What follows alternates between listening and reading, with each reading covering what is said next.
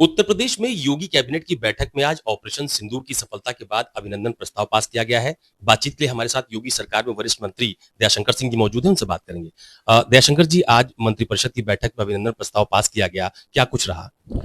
देखिए, उत्तर प्रदेश समस्त वासियों की तरफ से उत्तर प्रदेश के मंत्रिपरिषद ने माननीय योगी जी के नेतृत्व में सेना के तीनों सेना अध्यक्षों को, माननीय प्रधानमंत्री जी को अभिनंदन किया।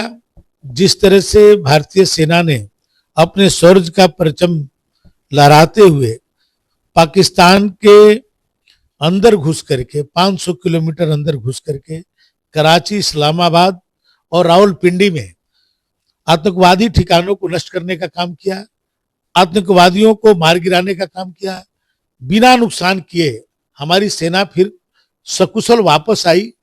ये जो ऑपरेशन सिंदूर का जो सफल ऑपरेशन हुआ, जिसमें आम आदमी की कोई क्षति नहीं, केवल आतंकवादी ठिकानों को ही निशाना बना करके उनको समाप्त करने का काम हमारी भारतीय सेना ने किया। इससे भारतीय सेना का जो शौर्य का जो परचम पूरे दुनिया में जो स्थापित हुआ, इसके लिए आज उत्तर प्रदेश के मंत्रिपरिषद ने योगी जी के नेतृत्व में अपने सैनिकों को सम्मान को प्रणाम करने के लिए आज जो है अभिनंदन प्रस्ताव बनाकर के माननीय प्रधानमंत्री जी को, सेना के सभी तीनों सेना अध्यक्षों को आज जो है प्रस्तुत किया गया। दयाशंकर जी, कांग्रेस ने आज जगह जगह पर प्रदर्शन किया और ये कहा कि जिस तरह से बीजेपी के नेताओं ने महिला सैन्य अधिकारी के खिलाफ टिप्पणी की, वो कहीं से भी जायज नहीं थी, उसके लिए बीजेपी को माफी मांगनी चाहिए। कैसे देखते हैं? इस पर हमारे पार्टी के जो उच्च लोगों का इस पर बयान आ चुका है और इस पर खेद व्यक्त किया गया। अच्छा, अखिलेश यादव जी ने भी आज अमेठी में एक बयान दिया और ये कहा कि बीजेपी ये जो तिरंगा शौर्य यात्रा निकाल रही है, तो जीत का जश्न होता है, सीज का कोई जश्न नहीं होता है। देखिए, जीत का ही जश्न है। हमारे निर्दोष नागरिकों पर पाकिस्तान के सरपरस्त आतंकवादियों ने जिस तरह से उनको उनकी जान को लिया, उसके उसमें जो ऑपरेशन सिंदूर हुआ और उसमें पाकिस्तान के अंदर घुस करके उनके 9 आतंकवादी ठिकानों को नष्ट करने का काम किया। पहली बार भारतीय सेना केवल बॉर्डर पर नहीं, पाकिस्तान के अंदर घुस करके इस्लामाबाद, कराची, रावलपिंडी और भी जो उनके प्रमुख शहर थे जहां पर उनके आतंकवादी गतिविधियां चलती थी, उसको सीधे टारगेट करके उनको समाप्त करने का काम किया है। ये कितना बड़ा शौर्य का काम है कि पाकिस्तान के अंदर घुस करके उनके ठिकानों को, जो आतंकवादी ठिकाने नष्ट करने का काम किया और सकुशल वापस आने का काम किया। किसी भी जो वहां पर जो सैन्य ठिकाने हो या वहां के जो आम नागरिक हो, उनको किसी तरह के क्षति पहुंचाए हुए केवल आतंकवादी को, सैकड़ों आतंकवादियों को मार गिराने का काम हमारे भारतीय सेना ने किया। क्या ये विजय नहीं है? ये इस विजय जो जिसके कारण पूरा पाकिस्तान जिस तरह से मिमिया रहा था दुनिया के सामने, और दुनिया के सामने इस युद्ध को रोकने का गुहार लगा रहा था, भारत के हमारे विदेश सचिव से गुहार लगा रहा था कि आप इसको रोकिए। तो भारतीय सेना जिस मिशन के लिए मिशन सिंदूर बना था, उसमें 100% सफलता प्राप्त की। इसलिए हम सब आज जो है अभिनंदन करते हैं अपने ऐसे सैनिकों का।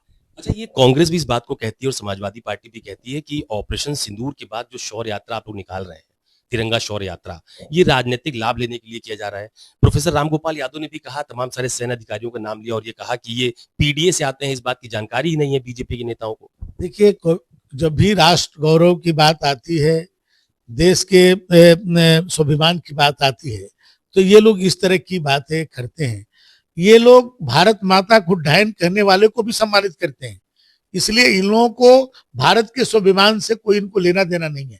जहां तक पीडीए का प्रश्न है, ये पीडीए कहते हैं, जिस पार्टी में ही पीडीए का कोई महत्व न हो, उस पार्टी एक परिवार की चलती हो, यदि सच में कोई पीडीए के प्रति इन लोगों की आस्था है, तो ये पहले पार्टी में तो घोषणा करें कि आने वाले भविष्य में समाजवादी पार्टी का कोई राष्ट्रीय अध्यक्ष इनके परिवार से बाहर का भी हो सकता है। पीडीए तो छोड़िए, इन्हीं की जाति का कोई दूसरा राष्ट्रीय अध्यक्ष बन सकता है क्या, या कोई मुख्यमंत्री या प्रधानमंत्री बनने का सपना देख सकता है क्या?